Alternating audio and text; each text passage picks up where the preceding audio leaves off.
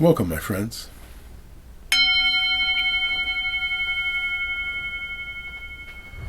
Welcome to Touching the Edge. Thank you so much for joining today.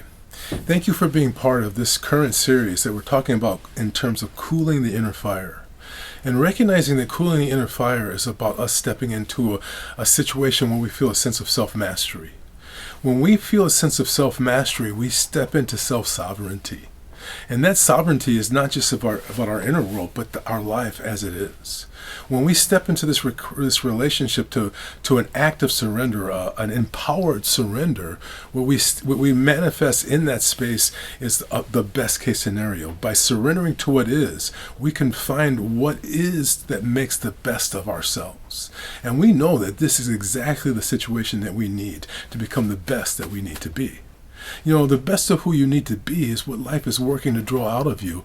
And I want to suggest that any great sovereign, a great king or a queen, they're really involved with their purpose of serving their community, their queendom or their kingdom.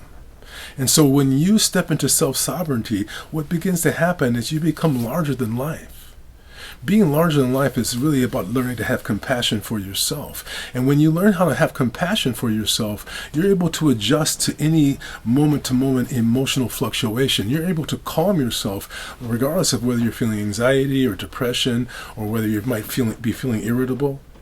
We want to recognize that these states are actually states of us not liking ourselves.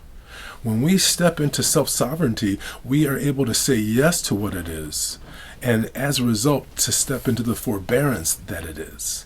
Not something we're being made to do, but something that we were born for. So thank you so much for stepping into your self-sovereignty.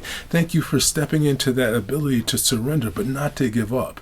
Because when you do, you become a warrior, and everything becomes a challenge. Something that you can step up to. Let us know what's happening for you. How are you finding ways to transform the challenges that you're facing, as our friend Carlos Castaneda said, recognizing them as either good or bad, but all just different variations of challenge. Have a wonderful day. I'm going to ring the bell, and I'm going to ask you to listen carefully. Here we go.